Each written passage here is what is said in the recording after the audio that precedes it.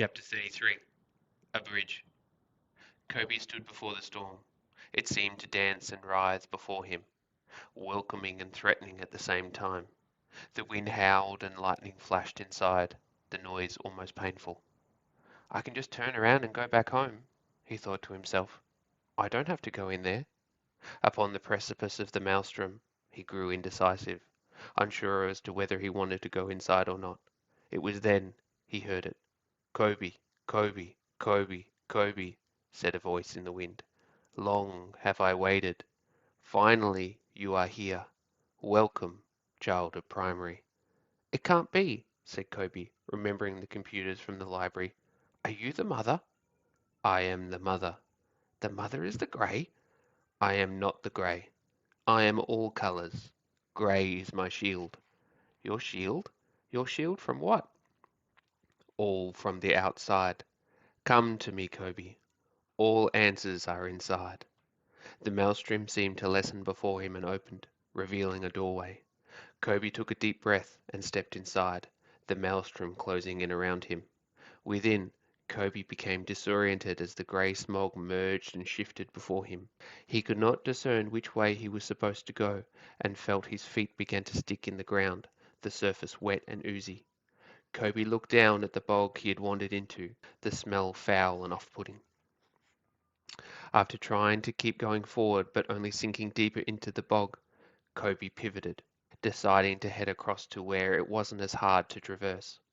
Tired and sore, he slogged through the smell-filling bog, his muscles aching with every step.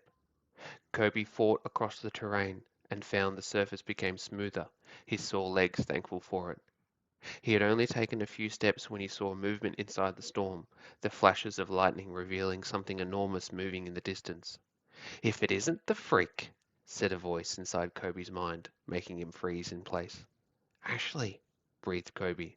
I'm so glad you decided to come and visit me, said Ashley. I was getting lonely. I don't want to fight, Ashley, said Koby bravely as he could. Why not? Surely you enjoyed this. A massive cloud swirled into a moving grey image, that of Koby in high school, pinned on the floor, being punched from above by Ashley. Or this? The image changed to Koby shoved inside his locker, being kicked repeatedly, and then shut inside. Who didn't like this?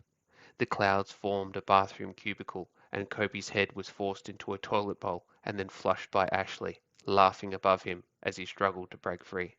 I don't want to see any more, shouted Koby, the clouds dispersing. Oh, are you going to cry? Mocked Ashley. Cry and run home to your grandmother's house? You should have stayed there, freak. I told you to stay there, and now see what you've done.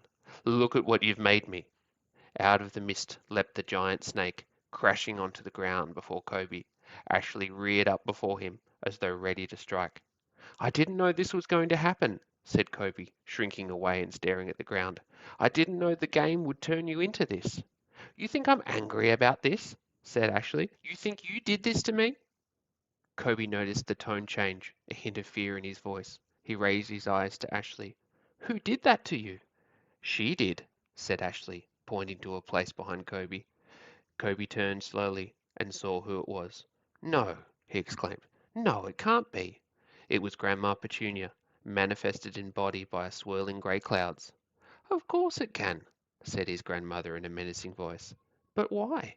Isn't it obvious? She said, wafting closer. Or are you still just a stupid little boy? Don't talk to me like that, said Koby meekly. The apparition split into two grandmothers. Don't talk back to me, they said in unison. You'll go to your room this instant. You're not my grandmother, said Koby. I never was, replied both of the Petunias. I was tasked with raising you, a task I despised. You're not Petunia. Maybe you have actually learned something, remarked both of the Petunias, before fusing into one and changing shape. Before his eyes, Petunia changed into Abe. You are a great disappointment, Koby, said Abe. I had high hopes for you, but you failed me. Show me who you really are, said Koby. Stop hiding yourself. Abe's body seemed to spasm, as though something were trying to burst out of it. I wouldn't wish for that if I were you, said Ashley behind Koby. Abe fell down to the ground, Swirling tendrils came up from all directions and connected to Abe's body, pumping him up like a balloon. His limbs inflated to the size of tree trunks, while his torso became the size of a bus. Koby watched as the newly formed giant lifted its head up to look at Koby before bringing itself up to rise, its full height that of a skyscraper that stared down at Koby like an ant. "Now you see what I really am," said the giant, "for I am Gookin, General of the Grey. This is my domain, and all here serve me." "What do you want with me?" shouted Koby. "You will join us. The blue edge is only the beginning of our journey, Koby. You will retrieve all the edges and serve me as your master." "And if I refuse?"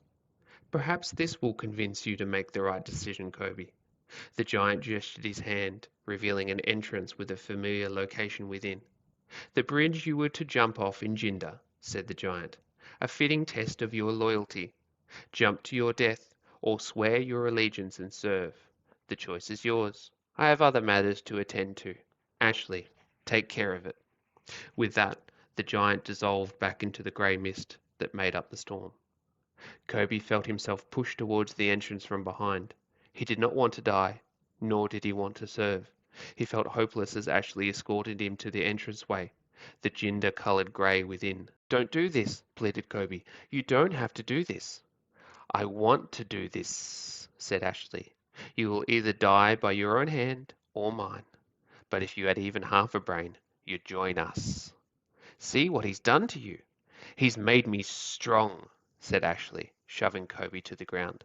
Koby turned around on the ground to face the approaching snake. "He's given me power." He let tendrils shoot forth from his fingers, their sharp ends driving into Koby's shoulder like knives. "This is what I've always wanted." Koby screamed in pain as Ashley returned the tendrils back into his fingers. "Stop crying and get up, freak," he spat. Koby moaned and slowly brought himself up, feeling his shoulder with his fingers and seeing blood upon them. "Now choose." Koby stood and stared at Ashley, and then turned towards the bridge, holding his bleeding shoulder. The manifested Jinder bridge was real enough for Koby to know that he'd die from the fall, even as he approached the edge. He could hear the sound of running water underneath far below. As he walked across the road and onto the footpath, he saw the river stretching out before him. He stepped up onto the footpath, almost wishing for death, but of a different kind. He wished he could forget all the things he'd experienced. He wished he'd never travelled to Gaia, wished he'd never gone to the prison music festival. He wished he'd never returned that library book. He could have killed himself, and no one would have cared or even noticed. He could have simply vanished, and he wouldn't have been sad to never see Ruby or Solomon again. He wouldn't feel sad to never get to see Tia or Abe, never hear more amazing music at the festival or the latest inventions, never see the other parts of Gaia or understand why he was called the Singularity. Tears welled up in his eyes as he came to the railings of the bridge. He had so many different reasons to go on living than he had before, reasons he wished he didn't have. He stepped up onto the railings, the rushing water far down below. The tears flowed fast down his cheeks, his vision blurry as he held onto the large beam that balanced him on the precipice. "Go on then," said Ashley from behind. "Give up." Koby stared back at Ashley, frozen between a choice of life and death. "You must believe, Koby," said a voice on the wind. "Who said that?" shouted Ashley. "Believe in yourself, Koby, in what you are." "What I am?" shouted Koby, glancing around. "Tell me what I am." "It is inside, Koby. You need to see." "I'm warning you, no more talking," shouted Ashley. Koby closed his eyes. "Look closer, Koby. Closer." Koby shook his head, unable to make sense of what he was supposed to do, until something blue flashed in the distance. "That is it, Koby. You see the edge." "Last warning," shouted Ashley. Koby watched and saw the flash again, finding the location. Opening his eyes, he could see down into the water below, tied at the bottom of the river, was the blue edge. "Bring them to you." "That's it. Over he goes," yelled Ashley, and shoved Koby off the Jinder bridge. "Summon them. Quickly, Koby." A scream tore from Koby as he plunged downwards to the river head first, his mind in a panic. "They will save you. You must summon them." Koby reached out with his hand towards the blue edge. He could feel its energy vibrating and pulsating. He felt a pull, like a rubber band being stretched and then snapping back, rocketing the blue edge towards him. Instantly they connected onto his feet, and he spun around to land feet first upon the water. Yet Koby did not sink. Instead, the grey water parted as he entered, slowing his speed and creating a whirlpool of energy around him. Koby touched the bottom of the river and glanced around at the circular ring of water that was held back. He peered over his shoulder and saw the wound heal itself. Koby sensed the energy all around him, and planting his feet, he leapt into the air, propelled upwards by a geyser of water that landed him back on the Jinder Bridge to a stunned Ashley. You, he stammered. Think before you speak. There's no need to rush it, said Koby with a smile. Ashley hissed and bared his fangs. Koby saw the attack before it came, deftly avoiding Ashley's first lunge. Ashley hissed in frustration as Koby dodged his second and third. Koby slid across the hard surface as though skating. He moved his way this way and that as Ashley bit and clawed at empty air. Stop running away, he screamed as he missed Koby once more. You are so slow, Koby yawned, enjoying himself. Ashley screamed in anger and lashed out faster and more frenetic, but Koby moved aside from each strike and bite as though they were in slow motion. In one final attack, Ashley sprang forward, fist balled, fangs ready to sink in. Koby stepped backwards, letting the snake crash upon the ground before him in a heap. He raised a foot in front of Ashley's face, the energy within them building, the sound of water beginning to boil emanating. Koby spoke above the noise. I'll give you one option. Return to the festival on your ship, never come back here, and never bother me again. Ashley glanced up between Koby and the ever-increasing loud edge and gulped and nodded profusely. Koby lowered his foot, the sound decreasing as Ashley backed away and scurried off through the gateway and out of sight. You have done well, said the voice on the wind, but more is needed. More? Your friends need you. My friends? Gookin has them, Koby. Red in the west, yellow in the north. Koby closed his eyes and saw the colors emanated far off in the distance and raced off, skating through the gateway and back into the storm. He raced above the bog, able to reverse the parts he'd previously sunken into. He saw the bright red flash of the edge as he headed west, much closer to that of the yellow in the north. He'd wondered who'd come into the storm, hoped they were okay. As Koby approached, the bright flashing red light seemed to get faster, as though sensing his presence.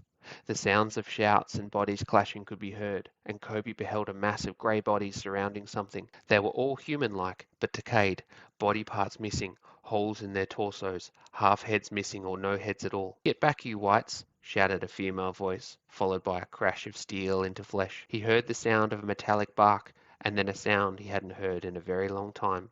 There are too many of them. Ruby? Koby raced forward, the blue edge casting waves of water that parted the grey horde before him, revealing a trio standing before a red aircraft. He came closer to them, a tall figure brandishing a sword towards him. It can't be, began the woman. Koby! Exclaimed Ruby, rushing forward and embracing him. She pulled back and looked at his feet. Is that an edge? Koby regarded her arm. Whoa, is that an edge? Seeing the mean red gauntlet. Now is not the time for questions, shouted the woman as the grey horde moved back in. Let me handle them. Get close to me, said Koby, and he stomped hard onto the ground with both feet, generating a watery ripple that grew in size and spread further out. To the ship, Ruby and her friends, it was a gentle wave, but for all the whites, it was several meters tall that swept all of them and carried them away, leaving them alone inside the storm. How did you know how to? Began Ruby. I copied it. A friend of mine used that move once with the edge. It remembers things. Doesn't yours? Asked Koby. Mine is a big red glove, mate. I have no idea how it works, admitted Ruby with a laugh. Koby found himself laughing as well, suddenly realizing how much he'd missed her. I hate to break this up, said the old woman interjecting, but we need to get out of here and take him with us, she finished, pointing at the ship. Koby admired the red airship and saw through the tinted glass there was a pilot still inside. I'm staying with Koby, said Ruby. You take Julian's brother to him and tell him to wait for us. Flamber's eye twitched, but then nodded, darting towards the ship and beginning to pry it open. There is someone else inside the storm, Ruby, said Koby. Someone else with an edge. Who is it? Said Ruby. I don't know, but if they're here, they're in trouble. We need to go help them. Koby and Ruby darted across the grey terrain. The storm seemed to intensify. Ruby used the red gauntlet to summon large rocks out of the bog to step upon, while Koby skated above it. Flashes of yellow could be seen in the distance, like giant streaks of lightning. "Is that the yellow edge?" said Ruby. Koby closed his eyes. He could sense its energy. "That's it, all right. Let's hurry."